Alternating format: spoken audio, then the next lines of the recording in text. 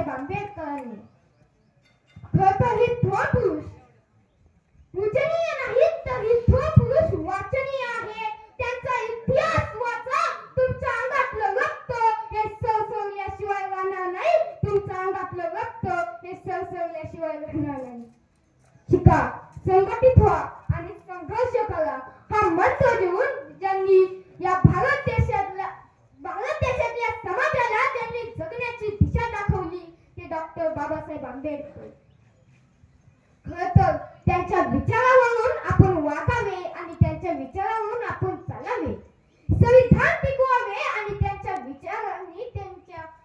विचारावर चालावे. हीच खरी त्यांना आदर